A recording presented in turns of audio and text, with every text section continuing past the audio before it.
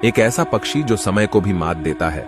पुराणों में वर्णित है कि ब्रह्मा जी दिन में सृष्टि का निर्माण करते हैं और उसी सृष्टि को रात में नष्ट कर देते हैं। इसका मतलब रामायण और महाभारत बार बार हो रहा है। इसका प्रमाण हमें रामायण में मिलता है, जिसमें जिक्र है काकभूषणी का, जो लोमस ऋषि के श्राप के कारण एक पक्षी बन गए हैं, लेकिन राम की भक्ति के कारण उन्हें वरदान है कि वो समय में आगे और पीछे जा सकते हैं, जिस वजह से वो समय की सीमा को पार करके रामायण को 11 बार और महाभारत को 16 बार देखा है, और हर बार कुछ अलग ही देखा है। पितृपक्ष में इन्हें ही पिंड दान किया जाता है, जो समय में जाकर हमारा संदेश हमारे पूर्वजों को भेजते हैं।